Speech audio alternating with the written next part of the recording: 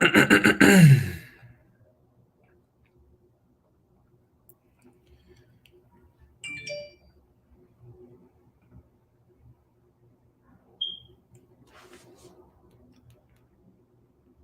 right.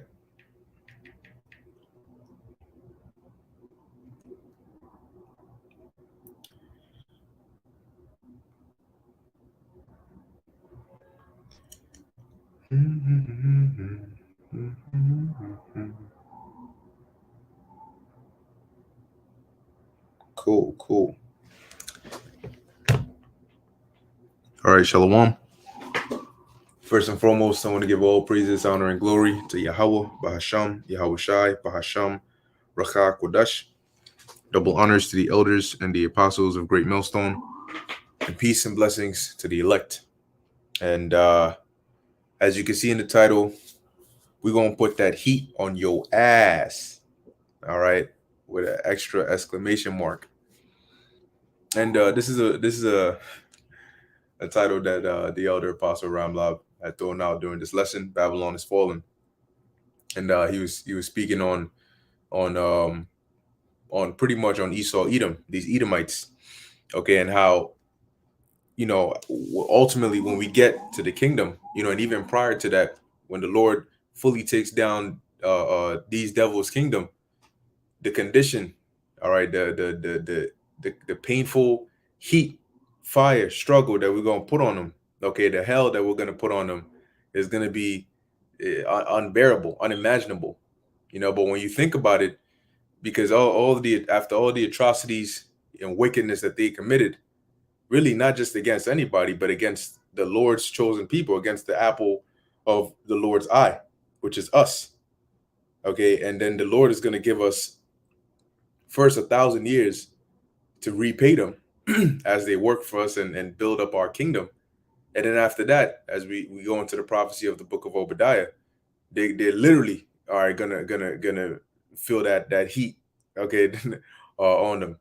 Okay, but I wanted to start off. I have a few precepts here, and honestly, the scriptures are filled with various, just various precepts that go into the subject of the Lord punishing and bringing down Esau, Edom, or otherwise known as the wicked.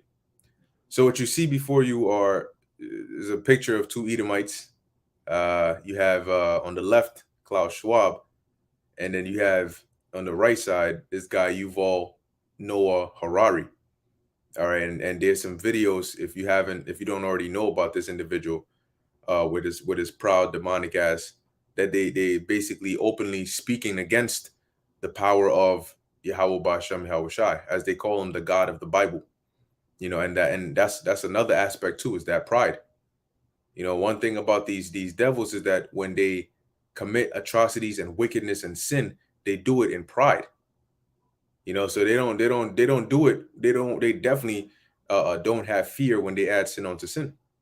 But Yahweh Bashem Yahweh Shai is going to repay them for all that. As a matter of fact, let's actually start off with this precept that just came to mind. Uh, such and one. This is the book of Psalms, chapter 50, verse.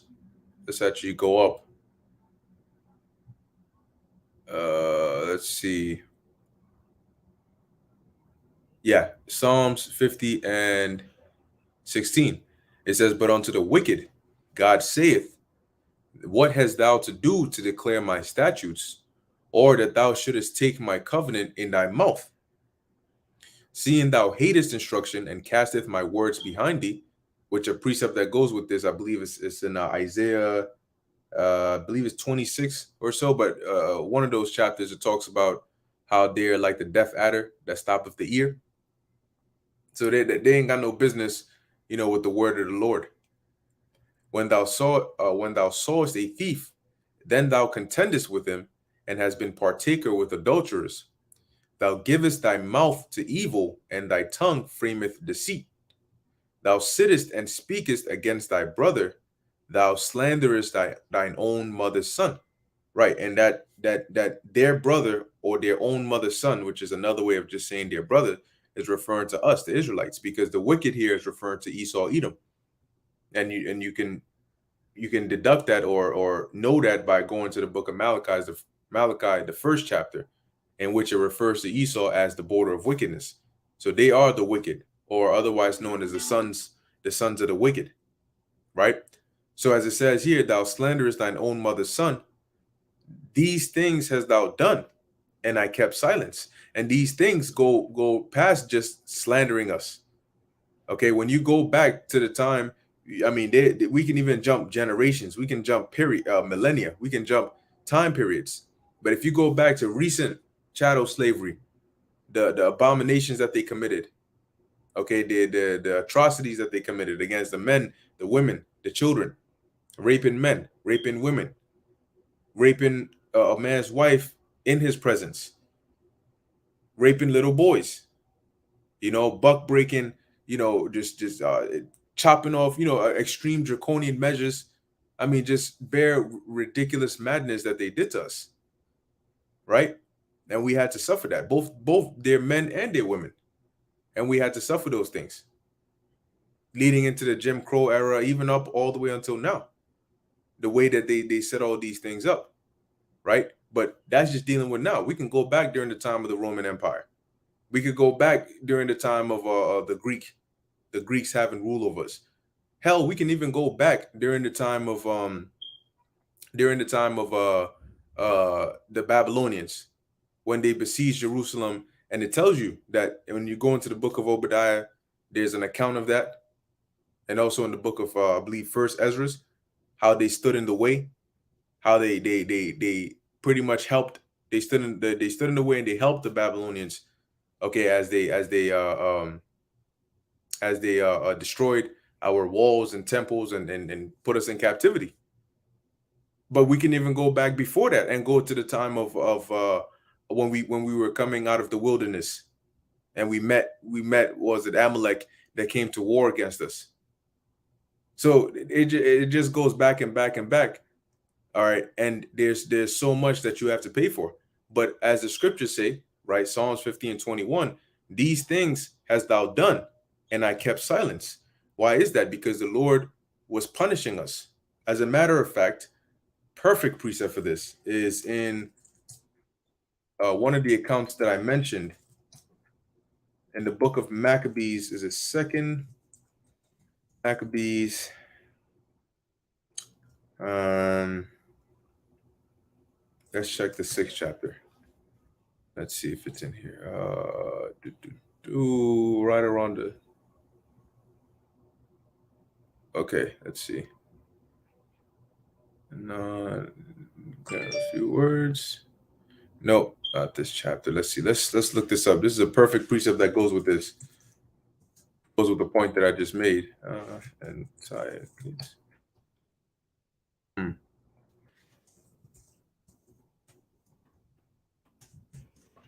Hmm.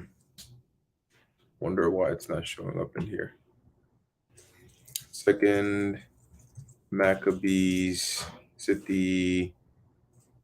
Maybe let's check the fifth chapter. But there's an account in here that talks about when Antiochus sent. I think he sent one of his generals to come and commit all these atrocities against the land of Israel and against us. And then the scriptures tell you that this happened because the Lord was angry against us, not because of anything great about them. And T-O. Let me see. Maybe I was spelling it wrong. I don't think I was though. Modify search apocrypha. There you go. Gone. There we go. It's lucky about that. All right. So let's see if I can find it. I know it's somewhere in the book of Second Maccabees. Let's see. Before.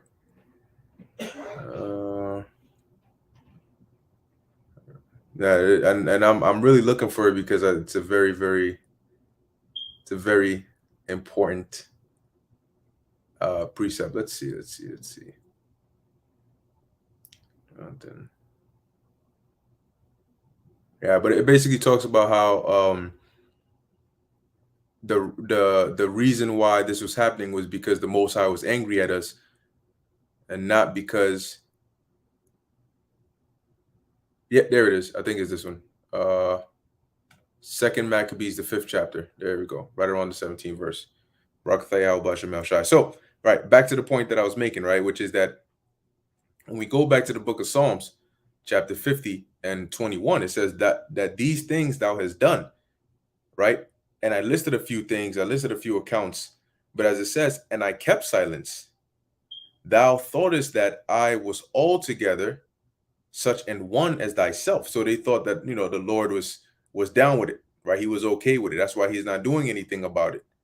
But I will reprove thee and set them in order before thine eyes. So who's the them? The them are the Israelites. And that's what the Lord is doing today. He's doing that right now.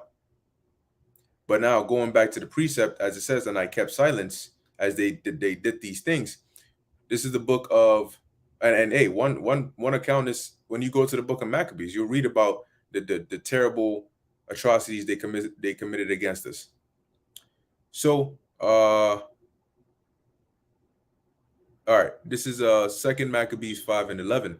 It says, now when this was done, or now when this that was done came to the king's car, he thought that Judea had revolted. Whereupon, removing out of Egypt in a furious mind, he took the city by force of arms, and commanded his men of war not to spare such as they met, and to slay such as went up upon the houses.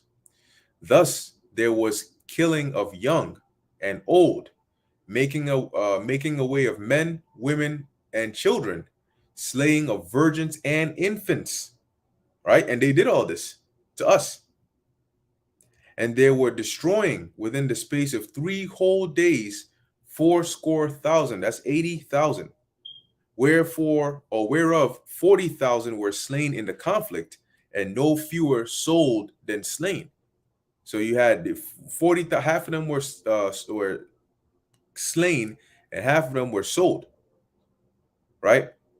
It says, yet was he not content with this, with being Antiochus, but presumed to go into the most holy temple of all the world, Menelaus, that traitor to the laws and to his own country, being his guide.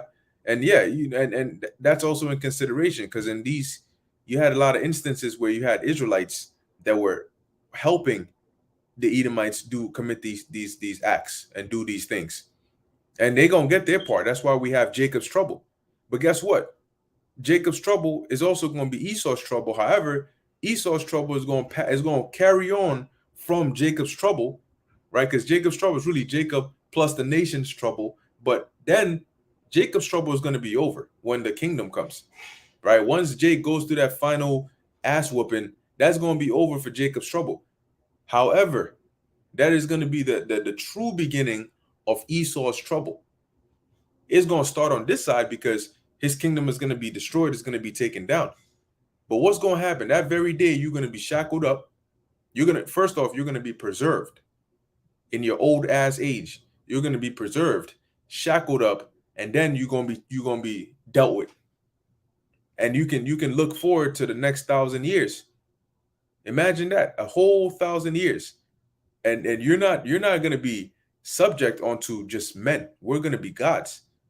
So the things that we're going to be able to think about, and the ability, because you had certain men, you had certain men that were known for their brutality and known for their cruel forms of punishment, but they were limited by the minds of mortal men, and at the same time they were limited by the means by which you could inflict such punishments. But we're not going to have any of those limitations. And sometimes these rulers of old were limited by just the lifespan of man, meaning they could try to inflict a certain punishment, but it would just the person wouldn't it wouldn't carry through, because the person would just probably die like halfway through, or whatever the case is. But the scripture said that our hearts shall meditate terror on you devils. So you ain't even seen nothing yet. You haven't seen anything at all. So going on, it says, and taking the holy vessels with polluted hands and with profane hands, pulling down the things that were dedicated by other kings to the augmentation and glory and honor of the place, He gave them away. And the Lord hasn't forgotten that, right? The Lord hasn't forgotten that. As it says, prepare slaughter for his children for the iniquity of their fathers.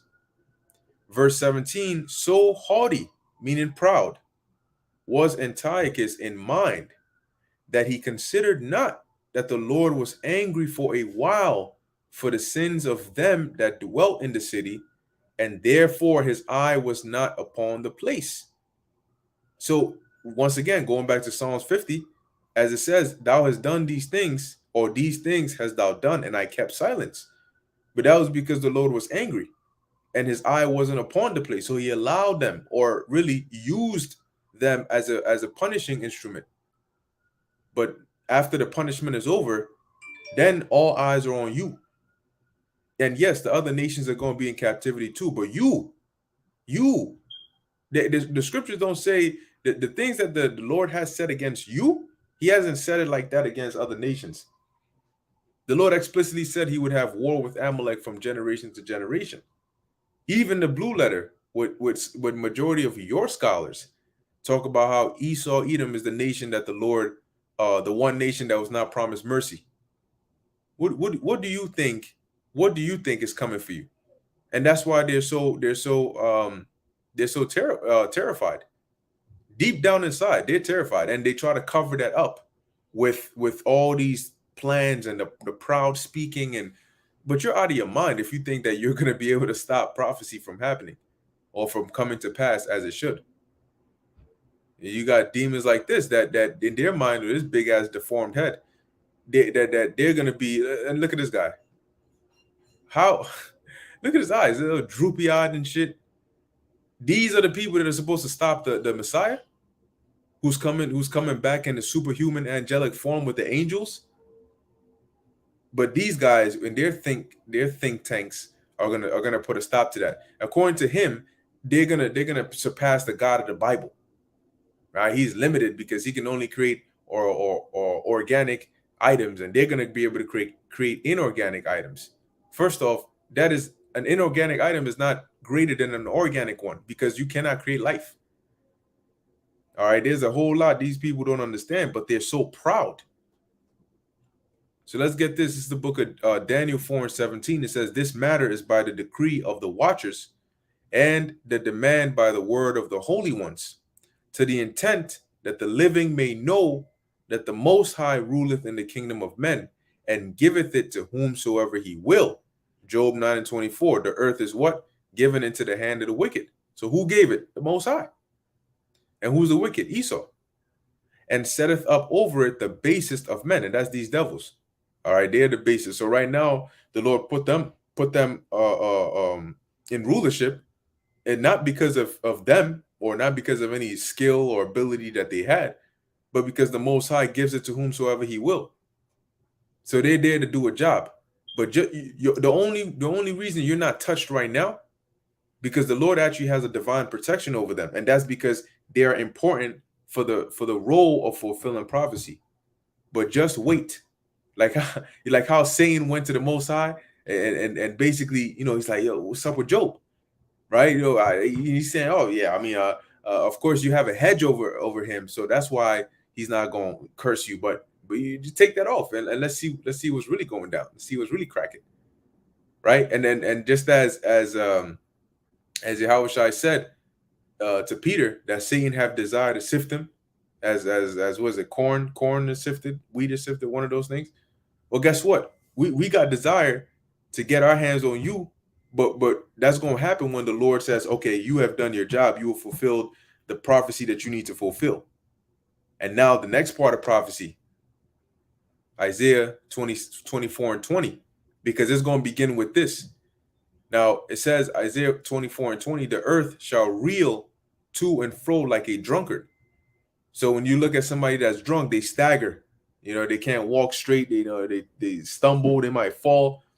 And that is another way of saying that the earth is going to be shaking. And what is going to cause that? The nuclear destruction. The nuclear missiles are, of course, going to be releasing fire, but the force of impact, remember that these are like, that's why sometimes they're described as like hailstones, or you know, fiery things. But they remember that these are missiles that are moving from one continent to another. They're not having a soft landing when they get here. So there's going to be an impact from when they make contact with ground zero. Boom. And they're going to be hitting the waters, they're going to be hitting the land. The scriptures tell you that, Revelation, the 8th chapter. They're going to be hitting the ships, and they're going to be causing the shifts and movements in the earth's tectonic plates. They're going to be causing tsunamis, they're going to be causing earthquakes. So there's going to be a moving, the earth is going to be shaking, and it's going to be very chaotic and disastrous. That's why the Lord is going to move us out of this out of the atmosphere. He's going to beam us up, Lord willing, we're of the elect. It says here, and shall be removed like a cottage, and the transgression thereof shall be heavy upon it, and it shall fall and not rise again. All right, and really that part is referring on to Esau's dominion. It says, and it shall come to pass in that day. What day is that? The day of the fulfillment of this prophecy, that the Lord shall punish the host of the high ones that are on high. So who are the hosts of the high ones that are on high right now? It says, and the kings of the earth upon the earth. So the kings of the earth are these other nations, but it starts with Esau because he is the head right now. So the Lord is going to punish them. How is he going to punish them? Through us. He's going to use us. The scriptures say that we are the vessels, okay, and the instruments of war. We are the Lord's battle axe and his weapons of war. So he's going to use us, starting with Yahushua, to take down this kingdom. And once this kingdom has been taken down, it's going to be like the Lion King when Scar when Scar and the hyenas realized that the odds were against them. And they start doing that scared hyena cry and shit. We didn't really mean it like that. And that's these devils. It says here, and it shall come to pass, Slakia, verse 22, and they shall be what? They shall be gathered together. Now, let's go real quick. The precept that just came to mind. Some of you may already know where I'm going with this. 2nd Ezra 13. All right, so it talks about gathering together, right? So 2nd Ezra 13, I believe this is here we go. 2nd Ezra 13 and 12. It says, afterward, I saw the same man come down from the mountain, which is Yahushua, and call unto him another peaceable multitude. And there came much people unto him. So this multitude was a mix, as it says here. There came much people unto him, whereof some were glad, which is the elect, some were sorry, and some of them were bound. So who are going to be those that are bound? Well, let's go back to the book of Isaiah 24 and 22.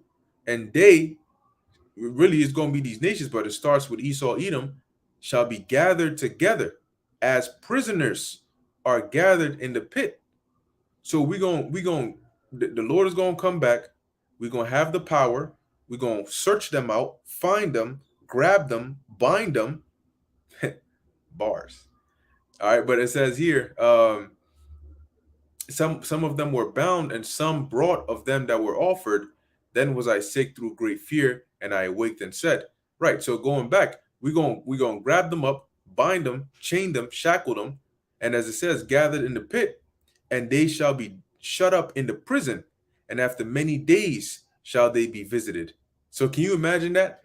Going from whatever bunker or wherever you're hiding with all the food. I mean, the day you see the chariots come, stuff your face with as much food as you can. Eat, look, get your most favorite, and I'm talking directly to you elites. Get your most favorite dish, whatever, do act like it's your last day, because it will be. And do everything that you can possibly do in that small, tiny bunker of yours, wherever it's at. Because the second Yahushua gets here, he beams up his elect, and he changes us. We are going to know exactly where you are, and we're going to come for you then. So, I mean, well, and at that point, it's going to be our first day in heaven and your first day in hell. Just like our hell was your heaven, your hell is going to be our heaven. And that's what the parable the Lord gave about Lazarus goes into. Because what was the latter end of the rich man? He ended up in them flames. It's not literal. You got people that the parable the Lord gave about Lazarus, that proves hell is real. It was a parable though. Okay. But notice that even in the parable, the example used was fire that these devils were burning in. So it says here, this is the book of Psalms 149:6. Let the high praises of God be in their mouth and a two-edged sword in their hands. And this is dealing with the elect. All right. When you go up, it's talking about the saints, but it's going to start with the elect, because as it talks about, the Lord is going to beautify the meek with salvation. So who are the meek? The Israelites, but starts with the elect. So it says here, and a two-edged sword in their hand. So why are we going to have a two-edged sword in our hand? Well, to execute vengeance upon the heathen. Let's look up that word, vengeance. What is vengeance? Punishment inflicted or retribution exacted for an injury or wrong. So, if you thought you were going to get away with it, well, you were completely wrong. So going on, right? To execute vengeance upon the heathen and punishments upon the people, to bind their kings with chains. This is a prophecy. So who are the kings? These the rulers of these other nations, but who are the prominent kings that were really, top bid? The Edomites, not just the regular drugged up one on the street. They gonna get cooked up. We talking about the ones that are gonna escape the destruction. It says, and they're nobles, so it's showing you that these are the higher ranking ones, because they're the ones that are truly responsible, behind the scenes pulling the strings. It says with fetters of iron. To do what? To execute upon them the judgment written. So you may get as mad as you want, but this isn't. Look, in that time, the Lord is gonna open up our spirits. Okay, He's gonna open up our spirits, and He's gonna allow us to, because right now, you take for example our memory, right? There's no remembrance of former things, so we don't remember our past lives, and rightfully so, because things will be very different. Imagine all Israelites today just had remembered what their life was like maybe a good 300, 400 years ago, and then going in a smack dab in the middle of slavery. And they're able to pinpoint who was that master, that slave master reincarnated today. What do you think would happen? Because imagine when you watch these slave movies, right? And you see the things that they're doing, how I mean, just how merciless and wicked acts that they did against us, and you get enraged just watching a film that was put together to depict what happened at that time, right? And that's a film put together, and you get enraged. Imagine how you would feel remembering yourself actually being in that situation, because when you watch a movie, you're able to sympathize with the characters. However, if it's you, this is a whole different feeling, right? Because in the movie, you're seeing, damn, this guy, man, his wife got taken, or damn, his son got killed, and damn, this happened to him. But when it goes from him to you, there's a different feel when that woman gets taken, because you're not watching feeling bad for him because his wife got taken. This is now your wife that you are feeling this rage and uncontrollable anger, just witnessing what's happening, or your son being sold right before your eyes. So it's a complete different rage that you feel, and not just one generation or one time, but over and over and over again, and remembering all of that. And at that time, not having the power to do anything about it, but this time remembering that, and you're in a position of authority, and you have an iron scepter in your hand, and there's an Edomite right in front of you. What do you think is is going to happen? Oh, real quick, that just reminded me of this precept in the book of Ezekiel 38, right? Because I was talking about that rage. And when you read Ezekiel 38, the Lord says that when you go up to there it is, verse 18, it says, and it shall come to pass at the same time when Gog shall come against the land of Israel, saith the Lord power, that my fury shall come up in my face, for in my jealousy and in the fire of my wrath have I spoken. Surely in that day there shall be a great shaking in the land of Israel. So the remember, the Lord has been long suffering for a long time. So at that point, all of that boiled down, anger and everything just resurfaces. It's like when you eat the bitter herbs on the Passover. If you like eat the horseradish, and it just like runs right through your head, and you like, damn, that's like a sudden surge. The Lord is going to give us the ability. He's going to give us the captives, and he's going to give us the power, and then he's going to give us the rage. We're going to need that rage. When the scriptures say, happy is he that dasheth the little ones against the stone, that a regular person is not going to be able to just do that. You're going to need some divine rage, some divine vengeance. Let's put it like that. Vengeance. Okay. So that time is coming. You Edomites, you better fear. Man, they're afraid of Jake right now. And the scriptures say that Judah shall be a terror unto Egypt. They're afraid of Jake right now. We're in our lowest state. And the Lord said, no, don't worry. I'm going to put you under them when I raise them up to their highest state. And at that point, you have nowhere to go. Like King David said, they cried even unto the Lord, and there was no answer. Then did I beat them small as the dust. So we're going to be justified in this. I mean, literally, this is going to be hell for them. And that's why the title, right? We're going to put that heat on your ass. You best believe we are. Divine heat. Okay. So, let me read this part again. Psalms 149:8. To bind their kings with chains and their nobles with fetters of iron. Maybe we may make that chains with, made of fire or whatever. Chains that have some acidic effect. It says to execute upon them the judgment written. This honor have all his saints. So guess what? Even the Israelites that were wicked and that die on this side, okay, they're going, yeah, that's right, a spiritual adrenaline boost. Right, but even the Israelites that die on this side, they're gonna come back because they're also a part of the saints. So this is an honor that all the saints have. I mean, damn, this is. I'd rather pick the slavery you went through than the shit that you're about to go through. Praise ye the Lord, because at that point, I mean, you can't even bear it with the thought in mind that what, at some point we'll be justified. No. This is just like you're getting payback. Oh my God. This is Obadiah 1:17. It says, but upon Mount Zion. See, that's why they say that he that laughs last laughs the hardest. Because like they say, that you save the best for last. Yeah, we got our ass whooped. Yeah, we're still under the curses and stuff, but we're looking towards the light. We're not now looking away from the light into darkness. No, we're now about to, come into the blessings and the goodness. So we know that our captivity is almost over.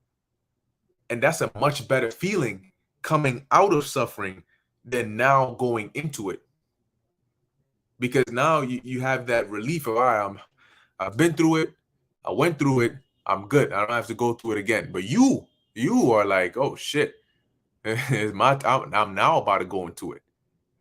So, yeah, man. Like I said, you elites, man. Instead of really, well, let me not say that. Go ahead. Implement your NWO, because we need that. Get them prophecies rolling. But really, you should just put somebody else on that task and go and try and enjoy the little bit of whatever you have left. So it says here, Obadiah 1:17, but upon Mount Zion shall be deliverance, and there shall be holiness, and the house of Jacob shall possess their possessions. So you're gonna be wondering, how can they be so brutal and so devastatingly, inflict such devastating punishments and yet be so holy at the same time? We're gonna whoop your ass so bad. You ever seen a blue Edomite? We're gonna turn these Edomites blue. you know. I mean, just hey, well, but at the same time, right? It's gonna be you're gonna be building up our walls. You're gonna be building up our kingdom. So you have a whole lot of work to do. A whole lot of work. It says, "In the house of Jacob shall be a fire, and the house of Joseph a flame." So, and the house of Jacob, the house of Joseph is really referring to the nation of Israel, right? Because you have the Joseph or Ephraim representing the northern kingdom, okay, and then you have the southern kingdom. It says, "And the house of Esau for stubble." Why didn't it mention anybody else? And what is stubble? Stubble are the remains of a fire. What you think is going to happen to you? And then it goes on to specify, "And they shall kindle in them and devour them, and there shall not be any remaining." Remaining is like it's like, when we're done with you, what's left, right? Like, if you what's remaining, ain't gonna be no remaining of the house of Esau, for the Lord hath spoken it. Oh, so all these things are gonna happen to you, and then to seal it off is the stamp of the Lord. The Lord says, "Yep, I sanctioned it. I get your ass in the field." Oh man, man, oh man. This is the book of Isaiah, chapter 14, verse 2. It says, "And the people shall take them and bring them to their place, and the house of Israel shall possess them in the land of the Lord, for what? Servants and handmaids." But you Edomites, you are not you gonna do the rough work. Okay, you're gonna do the rough, the dangerous jobs over there. Okay, it says, "And they shall take them captives whose captives they were." So once again, the Lord is going to reverse this. And like I said, it's going to be on all these nations. But think about it. If you got to get payback to everybody that did you wrong, you're going to pay them back accordingly. But if there's one in there that just particularly just sticks out to you, I mean, this person is just that one dude that just, guess what? You're gonna get your payback on everybody else. But when it comes to that person, you might just save them for last. And when it comes to them, man, shit. Go and watch the movie Law Abiding Citizen, and go watch what the main character did to those criminals that ended up, I think they killed his family or so. Yeah, go find out what he did to them. So it says here, so what, we're going to possess them for servants and handmaids, and they shall take them captives whose captives they were, and they shall rule over their oppressors. And the scriptures say that we're going to rule them with a rod of iron. What do you think that means? You think we're just going we're going to show them their future by cleaning up the iron so they can see their reflection and then turn it into a one of them fortune telling? No, no, no. That rod of iron is going to be used. That scepter is going to be used. Now, this is the book of this is the last precept I have. This is the book of Revelation, chapter 18, verse 3. Actually, no, not verse 3. Let's jump on down to verse 4. "And I heard another voice from heaven saying, Come out of her, my people, that ye be not partakers of her sins, and that ye receive not of her plagues." Okay, and this is actually going to represent the elect getting beamed up, right? So we're going to hear that, and the elect are going to get beamed up, because at this point, the judgment is going to be taking place. Because remember, Revelation 18 goes into their yeah, that's right. We're going to beat their backs in. But Revelation 18 goes into the destruction of America, or Babylon. "So for her sins have reached unto heaven, and God hath remembered her iniquities." So the heavenly hosts, the hosts on the earth, the animals, the trees, every form of life is going to be on our side when we bring that fire and that heat on your ass. When we turn you from red to black to blue, we're just, I mean, with one crack of a whip. And what's going to be the painful realization? When you get a taste of that first whip, and then you see yourself, like, if your light flashes before your eyes, and then you get revived, and then you start to think, "Oh shit, this is minute 2." This is minute 2 out of 1,000 years. Oh man. It's gonna be a long. You know they have that saying. It's gonna be a long day. 1,000 years. Do you know how long 1,000 years is? You know, first of all, a decade, a decade. In this time, years are moving fast. But in the time of the kingdom, what you need the days to be sped up for? No, no, no. The Lord is speeding that up for our sake. But when it comes to you, there's gonna be no need for that. We're gonna enjoy the full day.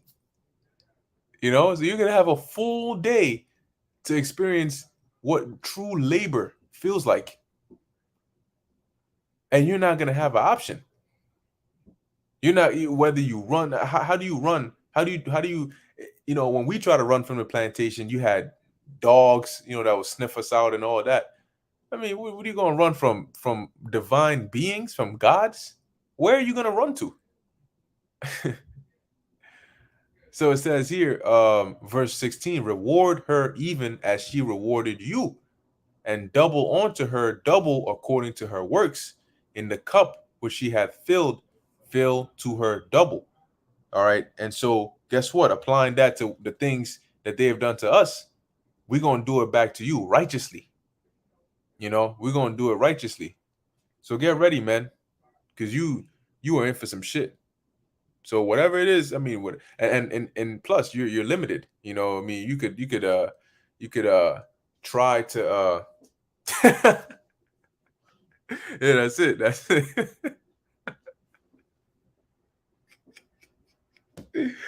Oh man, these unifies, man. It's gonna be, you know one thing that really hurts when you getting hurt, and here it is, you getting hurt and people are laughing. Nobody's offering a hand to help you. Nobody's trying to. Everybody's just laughing. You in pain, and your pain is comedy to somebody or some people. I mean, shit, man. Oh, yep. This is Stay in the Spirit 144, Psalms 90 and 4. For 1,000 years in thy sight are but as yesterday when it is past, and as a watch in the night. Ooh, we. You know, there was a show that I was watching, and it was Bleach, and there was one of the characters had a special ability where when they cut you with their sword, I forget exactly the mechanics behind it, but pretty much like one minute felt like 1,000 years, and everything would just feel so slow. So here it is, the dude just stabbed you, but you can feel every second of the sword getting pierced through your body, and for every minute it feels like a whole 1,000 years, right? So it's all perception. 1,000 years is gonna feel like a day for us, but the reverse for them, yeah. So I mean, whew, man, can you imagine that? And you know, time feels like it moves slower when you're not when you're in pain or you're suffering or you're in an uncomfortable situation. You know, I always give that example when you're in like a boring class or a lecture. 1 hour feels like the longest hour in the world, versus when you're having fun. You're like, yo, damn, where did time go? Yeah, yeah, yeah, yeah. And then when you're in pain, then it's like a whole different story. When you're in pain, 1 minute feels like 10 hours. So, like I mentioned before, when you get that first slap and you get stuck to the ground, you become one with the pavement. You know, it's like your your face is flattened with the earth. You know, when you see like the you know, the imprint, you gonna see like the red prints of a palm just slapped on your face like a birthmark. You know, it says yeah, at camp it seems longer during the cold days. Yeah, gone. Yep. So and that's the elements. Woo, not to mention the elements. So, I mean, Esau, man, I could go on. You know, anybody really could go on for days and days and days when it comes to this. But everything that I stated in here is really me speaking from the mind that I have now. You know, brother say go. Oh man, and that's me speaking as a as a mortal man from the thoughts that I can think about. So imagine the level we're gonna be on when the Lord changes our minds, and now we can actually think what is the most. Here's a task that I need them to do, but what's the most painful way to get it done? So you're gonna be working, but at the same time you're gonna be paying back for all the things that you've done, lawfully. So hey, boy, oh boy. Yeah, let me finish it off with this. This is Prince Yanazar, Isaiah 33 and 18. It says, "Thine heart shall meditate terror. Where is the scribe? Where is the receiver? Where is he that counteth the towers?" So we're gonna meditate terror, divine terror. And that heat, boy, oh boy, that heat. It's gonna be some shit. Anyway, I'm gonna end it here. Lord willing, that was edifying and exhorting to the elect. In closing, I want to give all praises, honor, and glory to Yahweh, Bahasham, Yahweh Shai, Bahasham, Racha Kodash. Until next time, Shalom.